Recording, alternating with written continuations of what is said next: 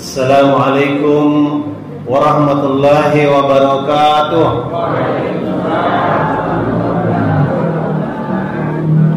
Alhamdulillah wassalatu wassalamu ala Rasulillah. Sebelum kita mulai, saya mohon keikhlasan Bapak Ibu Saudara sekalian untuk membacakan Al-Fatihah untuk guru-guru kita, khususnya Buya Haji Yulisman. Beliau sekarang sedang terbaring sakit. Semoga jadi pengampunan dosa-dosa dan asbab hidayah. Al-Fatihah.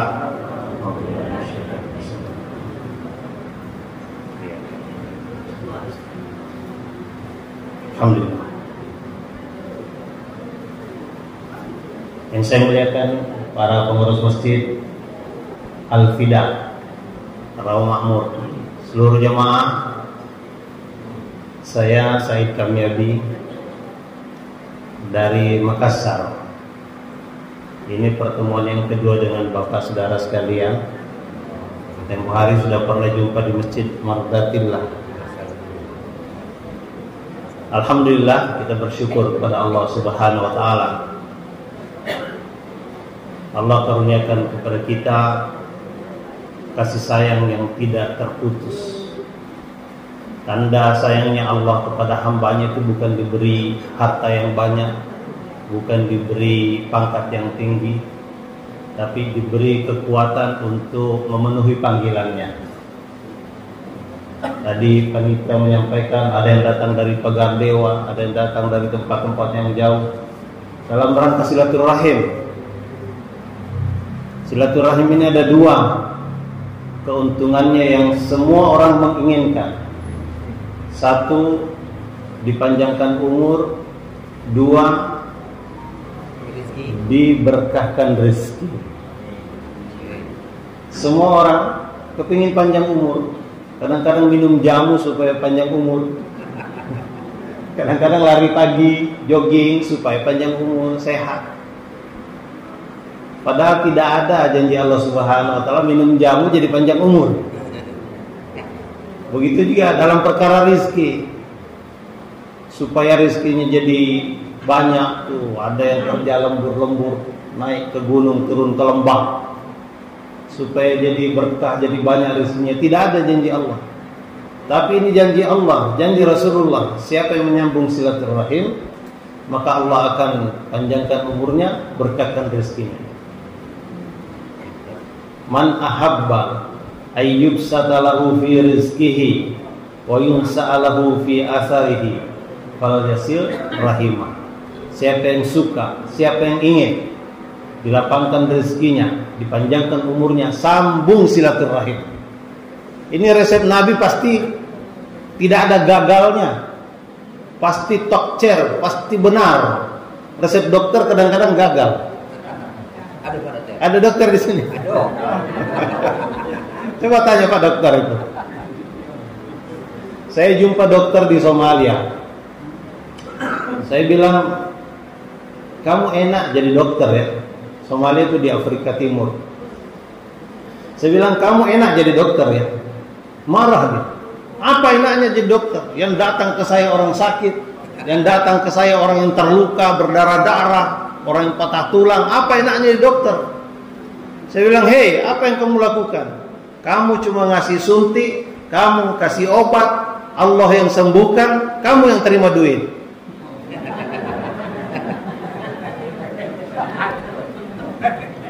Bener nggak?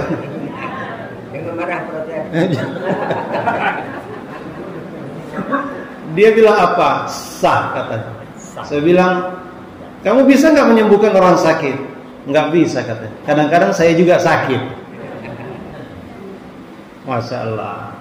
Baik. Hadirin dirahmati Allah Subhanahu wa taala. Saya dikasih tema sama Buya Yulisman, balik ke surau. Kembali ke masjid. Makmurkan masjid. Mari sholat berjamaah.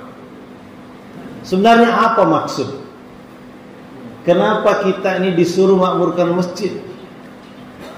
Nabi SAW sampaikan, as-sholatu imaduddin. Salat adalah tiang agama. Siapa yang melaksanakan sholat, dia menegakkan agama. Siapa yang meninggalkan sholat, dia meruntuhkan agama. Kadang-kadang orang yang meruntuhkan agama tuh pakai jas, pakai dasi. Iya. Kadang-kadang pakai mobil mewah. Kadang-kadang datang ke rumah kita, kita suguhin kopi.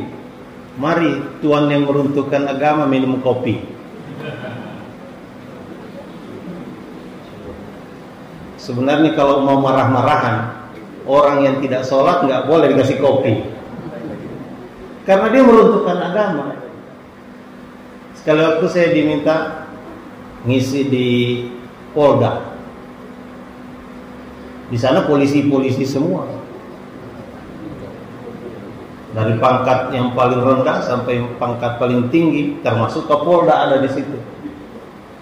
Jadi saya bertanya kepada mereka, wahai tuan polisi, kalau ada orang bawa kampak, bawa linggis, kemudian dia datang ke masjid, memecahkan kaca-kacanya, memecahkan dinding-dindingnya, menghancurkan mimbarnya, itu apa hukumannya?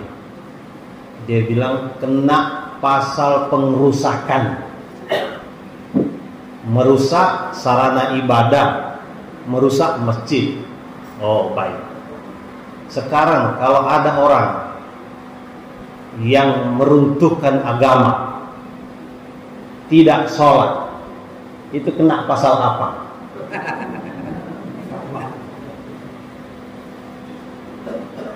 Itu polisi dia nggak ketemu pasalnya. Mungkin pengurus masjid Al-Fida harus musyawarah bagaimana caranya merumuskan hukuman orang yang meruntuhkan agama. Iya. Lebih bahaya meruntuhkan agama daripada meruntuhkan masjid. Benar apa benar? Meruntuhkan masjid sekejap bisa bangun lagi. Kalau gempa bumi terjadi, runtuh masjid, sebentar bangun lagi masjid yang baru. Tapi meruntuhkan agama, ya Allah, Rasulullah SAW berdarah-darah, bertarung nyawa untuk menegakkan agama. Tapi hari ini banyak orang yang meruntuhkan agama. Kadang-kadang orang itu dikasih Allah nikmat, baju jas yang bagus, dasi yang mengkilap, mobil yang mentereng, tapi meruntuhkan agama. Allahu Akbar. Semoga Allah ampuni kita. Bukan salah mereka sepenuhnya, salah bapak ibu ini. Kenapa tidak menegur mereka? Kenapa tidak mengajak mereka? Kalau sudah menegur, sudah mengajak, sudah bukan salah bapak ibu. Sebelum menegur, sebelum mengajak, salah bapak ibu. Jadi sekarang mau disalahin apa tidak? Kalau tidak mau disalahkan, tidak mau dituntut nanti di akhirat, maka harus tegur, harus merayu, harus ngajak supaya mereka mau makmurkan masjid. Sebenarnya apa hikmah dibalik makmurkan masjid ini? Ada satu orang sahabat mengadu kepada Rasulullah sallallahu alaihi wasallam, "Ya Rasulullah, kena keris mon saya." Kalau zaman sekarang mungkin listrik sudah bunyi tit tit tit. Belum ada uang untuk beli pulsa listrik. Mungkin anak di pondok pesantren sudah berteriak minta dikirimin uang. Sahabat dahulu datang kepada Nabi, "Ya Rasulullah, saya kena krisis moneter." Rasulullah SAW bukan berikan duit, bukan berikan modal untuk dagang di pasar. Seperti uni-uni ini banyak yang dagang di pasar, udah banyak dagang di pasar. Itu sahabat mengadu kepada Rasulullah SAW, bukan diberikan modal untuk dagang di pasar oleh Rasulullah, bukan diberikan kambing untuk ternak di padang rumput, bukan diberikan bibit untuk ditanam di kebun. Tapi apa? Rasulullah bacakan ayat, wa'mur ahlaka bis-shalah perintahkan keluargamu sholat. Coba. Orang datang mengadu masalah ekonomi, Nabi perintahkan untuk sholat. Nabi perintahkan untuk sholat. Hadirin yang mulia, untuk mengatasi masalah ekonomi bukan dikasih modal, bukan dikasih ternak, bukan dikasih bibit tanaman, tapi disuruh sholat. Wa'mur ahlaka bis sholat. Perintahkan keluargamu sholat. Mungkin suaminya sudah sholat, bagaimana istrinya? Mungkin istri sudah sholat, bagaimana anaknya? Perintahkan keluargamu sholat.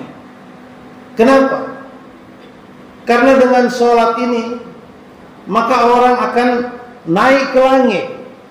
As-sholatu mi'rajul mu'minin. Sholat adalah mi'rajnya orang beriman. Naik ke langit tidak bisa pakai helikopter ya Ji, nggak bisa pakai pesawat terbang, nggak bisa pakai pesawat tempur. Naik ke langit dengan sholat. Kenapa naik ke langit? Karena Allah meletakkan rizki itu di langit. Wa fis samaa'i rizqukum wa ma tu'adun. Di langit diletakkan rizki kamu. Yang membuat kita susah hari ini karena barang itu ditaruh di langit, kita sibuk mencarinya di bumi. Di darat kata Pak Haji.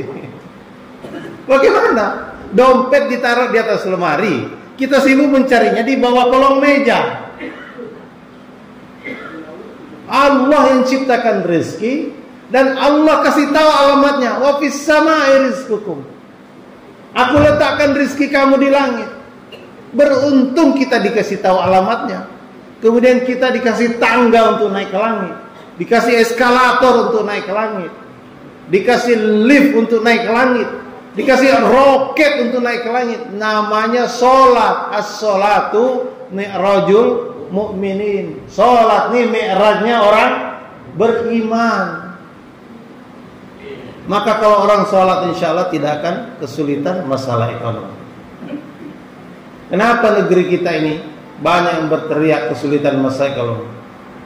Coba perhatikan, satu negara nih lebih banyak mana yang sholat dibanding tidak sholat? Mungkin satu provinsi aja lebih banyak mana orang sholat dibanding tidak sholat? Atau perkecil lagi, satu kota Bengkulu saja lebih banyak mana yang sholat dibanding tidak sholat? Atau satu kecamatan aja, kecamatan apa ini? Teluk Segara, kecamatan Muara Bangkahulu, lebih banyak mana sholat dibanding tidak sholat? Atau satu kelurahan nih, kelurahan Rawamakmur, lebih banyak mana sholat dibanding tidak sholat? Perkecil lagi nih, satu komplek kampung kita ini, lebih banyak mana sholat dibanding tidak sholat? Apalagi subuh nih kata Pak Haji. Subuh ini Masya Allah. Jadi tidak heran negeri kita ini yang sejauh mata memandang hijau royo-royo, tanahnya gembur, tanamannya subur, gunungnya besar, dalam gunung ada minyak, ada emas, ada batu bara, ada apa lagi? Ada nikel. Lautnya luas, ikan besar. Dekat Pulau Enggano tuh ada ikan paus, ikan teri. Ada ikan tuna, Masya Allah. Di dasar laut lagi ada mutiara.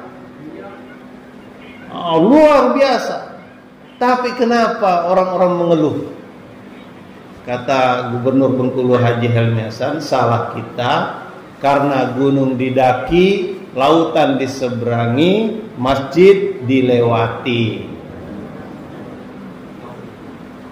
Apa salahnya?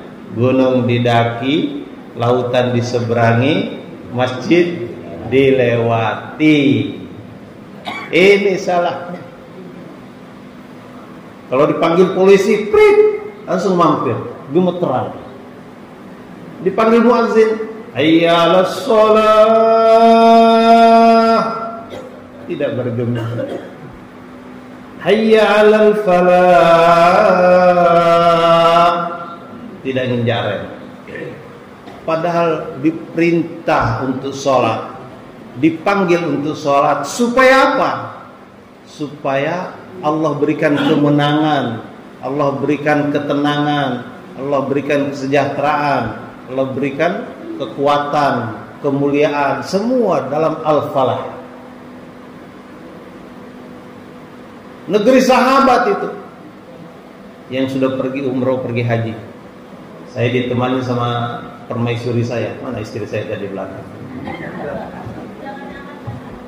Iya, alhamdulillah. Beliau ini pengurus Raya Travel Umroh. Yang mau berangkat umroh boleh nanti mendaftar sama beliau, Ummu Atika. Yang sudah pergi umroh, sudah pergi haji, melihat ke negeri sahabat. Dari dulu sampai sekarang gersang, kering kerontang, batu, pasir, panas terik di siang hari, dingin menusuk tulang di malam hari. Tapi hidup mereka sejahtera.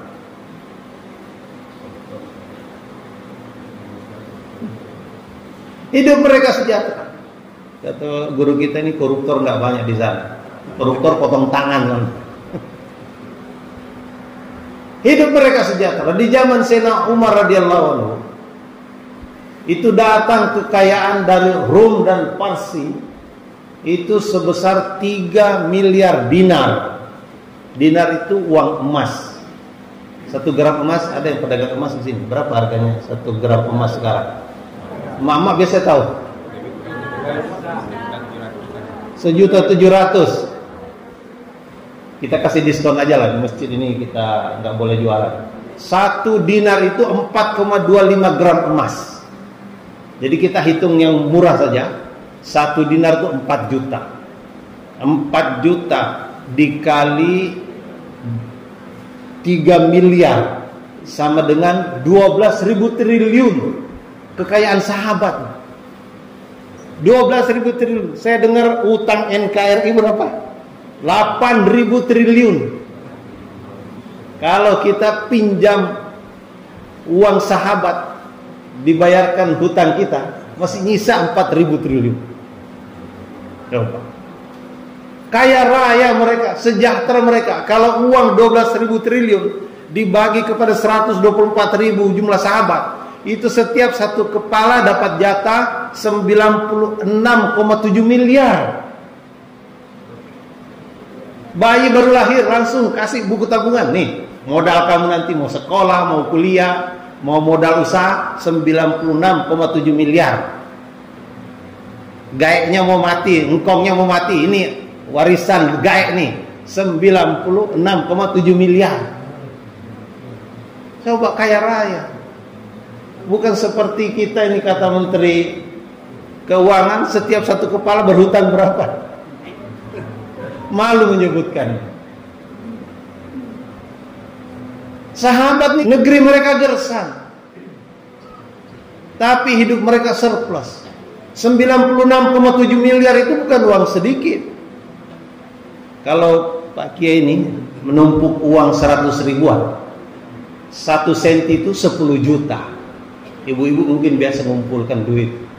Berapa? Kalau 10 juta itu 1 senti. 100 juta berapa senti? 10 senti. 1 miliar 1 meter. Kalau 96,7 miliar sama dengan 96,7 meter. Monas di Jakarta itu tingginya 115 meter. Beda sikit itu dengan Monas. Tumpukan uang 100 ribu. Menara di Lapangan Merdeka berapa tingginya? 75 meter. Lebih tinggi duit sahabat. Masya Allah. Apa yang membuat mereka ini sejahtera? Karena mereka mengamalkan perintah Allah Subhanahu wa taala. Ketika azan berkumandang, Allahu Akbar, Allahu Akbar, langsung kebunnya kecil tuh. langsung tokonya kecil, langsung kantornya kecil, semua berduyun-duyun meninggalkan pekerjaannya, datang ke masjid memenuhi panggilan Allah Subhanahu wa taala. Ketika azan berkumandang, yang tani tinggalkan kebunnya, yang dagang tinggalkan tokonya, yang ngantor tinggalkan mejanya, berduyun-duyun mereka ke masjid. Karena paham siapa yang memanggil. Siapa yang memanggil, Bapak Ibu? Allah yang memanggil. Kita ini azan berkumandang, yang nyangkul tetap nyangkul, yang dagang tetap dagang, yang ngantor tetap ngantor. Bukan kesejahteraan yang datang, hutang yang datang, hadirin. Maka kita harus perbaiki. Kalau ingin sejahtera, falyabudu rabb hadzal bait, sembahlah Rabb daripada rumah ini, makmurkan rumah Allah Subhanahu wa taala. Alladzi at'amahum min ju', dialah yang memberikan makan, menghilangkan kelaparan, artinya dialah yang memberikan kesejahteraan. Wa amanahum min khauf, dialah yang memberikan keamanan, menghilangkan ketakutan. Prosperity and security, kesejahteraan dan keamanan adanya di dalam memakmurkan masjid. Maka pemerintah ini, khususnya Gubernur Bengkulu, benar-benar berusaha keras bagaimana masjid-masjid itu hidup 24 jam, mengkampanyekan, merayu-rayu agar pengurus masjid mau memberikan pelayanan kepada orang yang mau datang ke masjid. Di Serpong BSD, tempat tinggal saya, Jakarta, itu ada pom bensin. Pom bensin itu ada tulisannya S3. Saya pikir hebat banget ini, yang melayani untuk beli bensin harus S3. Ternyata maksudnya S3 itu senyum, salam, sapa. Saya ke kantor Kemenak di Bengkulu Selatan. Masuk ke sana ada tulisan S5. Tak mau kalah sama pom bensin. Senyum, salam, sapa, sopan, santun.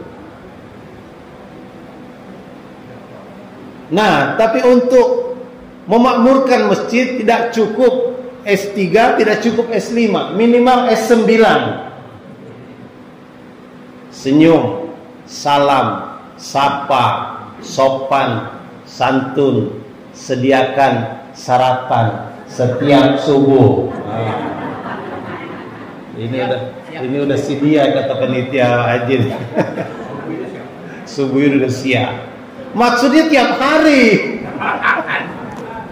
Jangan hanya karena ada ini pertemuan keluarga Minang, terus disediakan lontong tunjang, Jumat berkah. Tiap hari di masjid Nabi itu tiap hari ada makanan.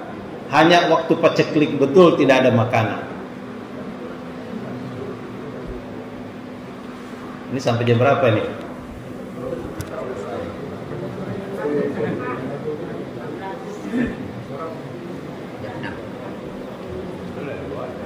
Saya sholat di sebuah masjid di Bombay.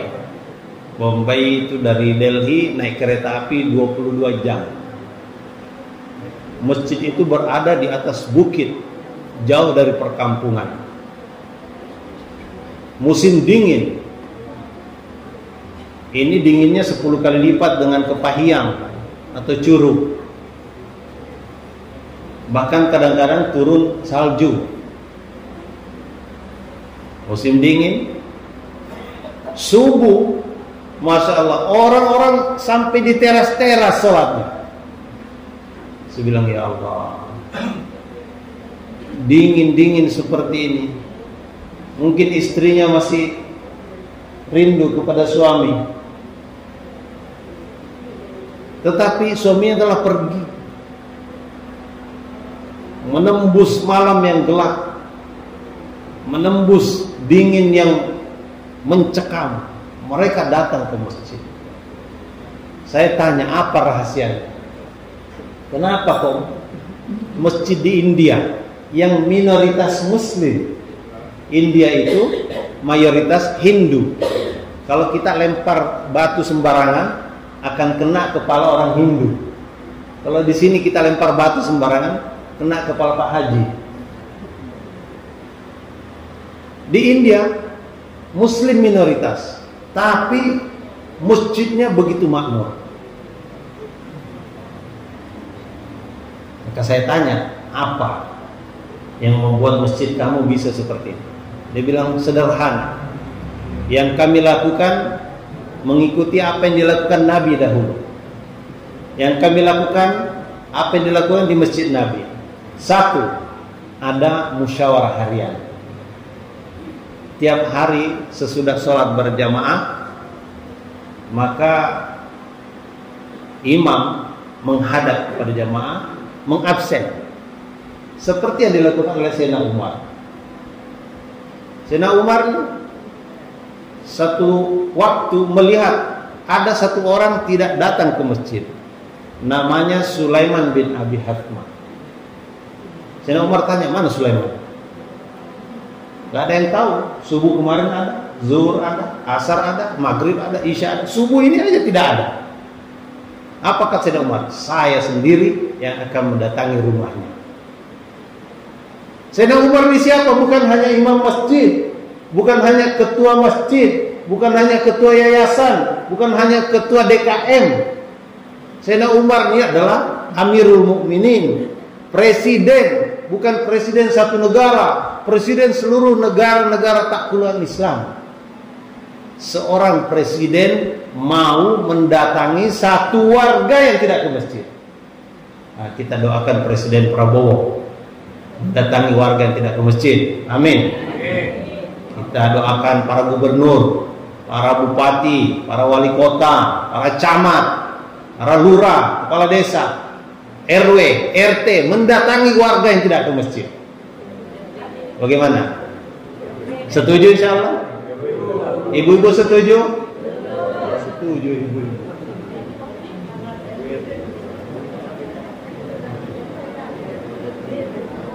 Ibu-ibu tuh kepingin punya suami yang soleh, yang rajin ke masjid. Kenapa? Karena ibu-ibu itu dapat pahala suaminya pergi ke masjid. Maka supaya ibu-ibu sempurna pahalanya ketika suaminya berangkat ke masjid, maka ibu-ibu harus menyediakan keperluan-keperluan suaminya untuk berangkat ke masjid. Sediakan sarungnya, ya, kopi dulu ya. Kopi dulu ya. Sudah sarapan dia pagi-pagi, sarung sudah tersedia, masya Allah. Mungkin kalau dia biasa pakai baju koko, udah siap baju kokonya, udah siap songkoknya. Mungkin kalau biasa pakai serban, sediakan serbannya. Mungkin kalau biasa pakai kacamata, kacamatanya itu sudah dilap, sudah terang. Mungkin dia biasa pakai batu akik, ada yang biasa pakai batu akik. Sediakan batu akiknya itu sudah digosok, sudah bersih. Mungkin juga biasa pakai tongkat suaminya, udah siapkan tongkatnya. Bahkan mungkin suaminya biasa pakai gigi palsu, udah disikat gigi palsunya. Udah bersih, siap galau di atas meja. Berangkat suaminya ke masjid, tiap langkah digugurkan dosa, tiap langkah diberikan pahala, tiap langkah diangkat derajat. Maka ibu di rumah lagi masak mungkin, lagi nyuci mungkin, lagi mengepel mungkin, tapi pahala langkah-langkah suaminya ke masjid mengalir ke dalam rumah, mengalir kepada catatan ibu di rumah. Bagaimana, bersedia ibu? Besok, jangan nunggu besok. Hari ini langsung praktekkan. Oh, udah dipraktekkan. Alhamdulillah sudah ada yang praktekkan. Kembali, bagaimana masjid ini betul-betul harus kita makmurkan, karena kembalinya itu kepada diri kita.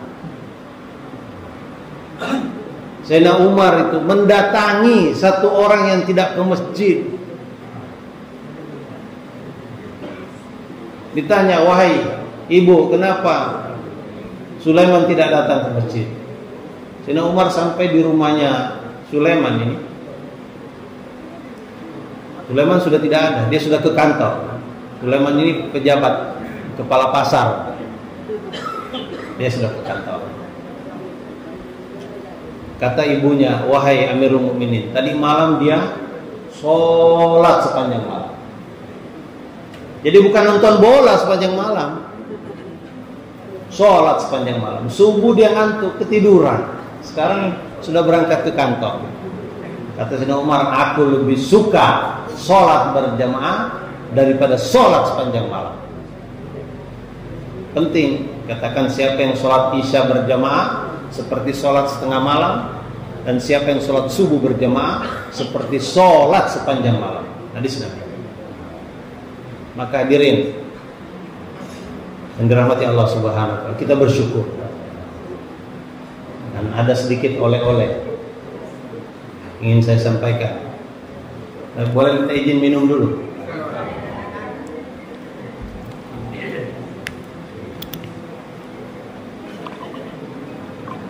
Ada yang masih ingat ada 6 sunnah dalam minum?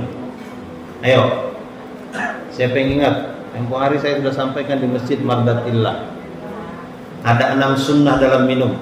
1, ya terus. Pertama, pegang gelas dengan tangan kanan. Kedua, lihat. Ketiga, duduk.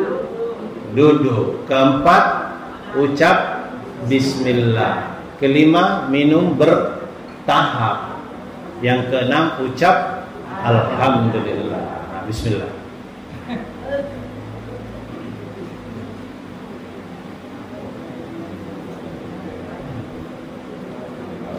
Satu sunnah pahalanya 100 syahid. Dalam minum ada 600 pahala syahid menanti kita. Tapi karena kita tidak tahu, kita minum kadang-kadang tangan kiri, kadang-kadang angkat kaki kiri pula. Nabi melarang kita minum tangan kiri, minum tangan kanan. Ada satu orang di zaman Nabi itu mengatakan, ya Rasulullah, saya nggak bisa tangan kanan. Sebenarnya dia bisa, tapi dia enggan. Nabi perintah minum dengan tangan kanan. Aku tidak bisa, Rasulullah. Kata Rasulullah, kamu memang tidak bisa. Akhirnya orang itu lumpuh, benar-benar tidak bisa. Jangan meremehkan semua. Baik, saya tadi janji mau berikan oleh-oleh. Allah Subhanahu wa Ta'ala menciptakan 18.000 jenis makhluk, 4.000 di daratan, 6.000 di lautan, 8.000 di angkasa. Satu jenis ini manusia, satu jenis ini hewan, satu jenis ini ikan, satu jenis ini pepohonan. 18.000. Dan Allah menciptakan 18 gerbang rizki. 18 gerbang rizki. 17 di langit, 1 di bumi. 17 itu adanya di langit. Sama dengan jumlah rakaat sholat. Zuhur berapa rakaat? 4. Asar 4. Maghrib 3. Isya, kemudian subuh 2. 17. Ini semua gerbang rezeki ditaruh di langit, 1 diletakkan di bumi. Kita berantem karena yang 1 ini diperebutkan 8 miliar manusia. Padahal yang 17 ini kosong. Gerbang rezeki yang pertama yang tadi sholat. Yang kedua saum.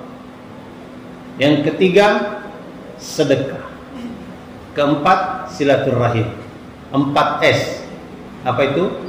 Sholat, saum, sedekah, silaturahim. Ini kalau mau diuraikan ayat-ayatnya jadi panjang. Jadi Sudahlah, nanti dicatat aja. Mudah-mudahan jadi manfaat buat kita sampaikan lagi kepada yang lain. Jangan kita menjadi jiping. Apa itu jiping? Ngaji kuping. Apa yang kita dengar kita sampaikan lagi. Saya biasa buat pengajian di Bank Bengkulu setiap 2 pekan, namanya MTHR, Majelis Taklim Hari Rabu. Boleh kapan-kapan datang ke sana, intip-intip kapan jadwalnya. Tapi pengajiannya itu tidak seperti ini. Pengajiannya itu seperti training. Yang pertama tadi 4S. Salat, saum, sedekah, silaturahim. Kedua, 4T. Tadi itu zuhur 4 rakaat. Sekarang asar 4 rakaat juga. 4T. Takwa, tawakal, tilawah, taklim. May yattaqillaha yaj'al lahu makhraja wa yarzuqhu min haitsu la yahtasib. Jadi takwa itu ada rizki di belakangnya. 4T apa tadi? Takwa, tawakal, tilawah, taklim. Kemudian maghrib 3 rakaat, 3D. Dakwah, doa, zikir. Zikirnya pakai D, ejaan lama supaya gampang diingat. 3D. Dakwah, doa, zikir. Kemudian apa lagi? Isya 4 rakaat. 4I. Istighfar. Man lazimal istighfar ja'alallahu lahu min kulli dzikin makhraja. Siapa yang melazimkan, membiasakan istighfar, maka Allah Ta'ala akan berikan jalan keluar dari segala kesempitannya. Coba. Dalam tafsir Ibnu Abbas dikatakan sekiranya langit dan bumi ini terbuat dari beton, bukan beton lagi, terbuat dari besi, terbuat dari perak, kemudian ditimpakan ke atasnya, niscaya orang takwa tetap ada jalan keluar. Man lazimal istighfar ja'alallahu lahu makhrajan min kulli zikir.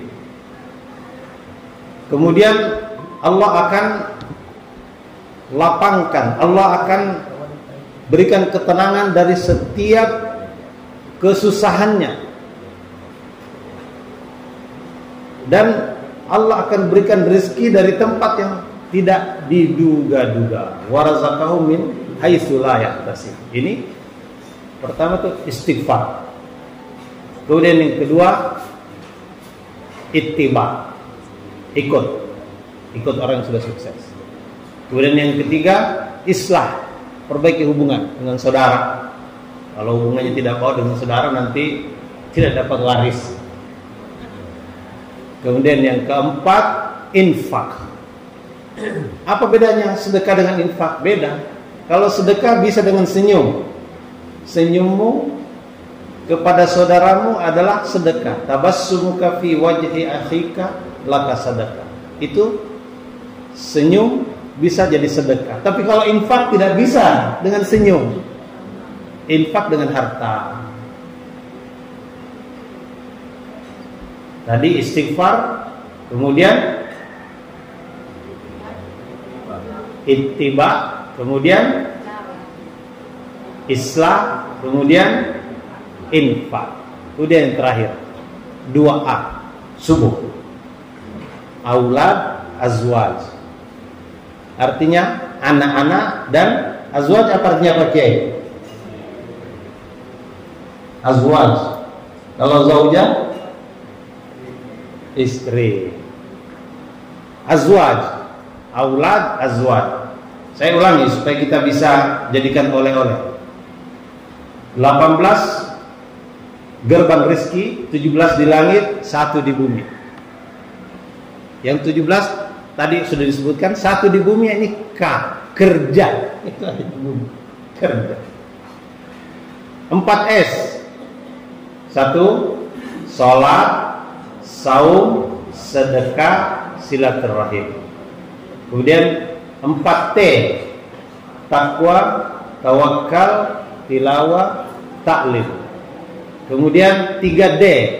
Dakwah, doa, zikir. Kemudian 4I. Istighfar, ittiba, islah, infak. Kemudian yang terakhir 2A, aulad dan azwaj. Kemudian kerja yang ke-18. Semoga Allah Subhanahu wa taala berikan kepahaman kepada kita. Jangan sekedar kita mendengar, tapi kita juga niat sampaikan. Dan mohon doa, insya Allah tanggal 28, 29, 30 November itu ada pertemuan umat Islam Tabligh Akbar. Rencananya tadinya di Pantai Panjang, tapi kehendak Allah berubah menjadi di Kota Baru Lampung. Kita semuanya berdoa dan kita niat ambil bagian apa yang bisa kita buat agar tamu-tamu dari seluruh dunia yang datang ke Lampung itu mendapatkan hidayah, termasuk kita juga ketularan hidayahnya, sehingga kita dapat makmurkan masjid, kita dapat merubah keadaan kita menjadi negeri yang betul-betul gemah rifah, loh jinawi, baldatun thayyibatun wa rabbun ghafur. Ini saja yang dapat saya sampaikan, mudah-mudahan bermanfaat. Subhanallah bihamdi, subhanakallahumma bihamdika, asyhadu an la ilaha illa anta, astaghfiruka wa atubu ilaik. Assalamualaikum warahmatullahi wabarakatuh.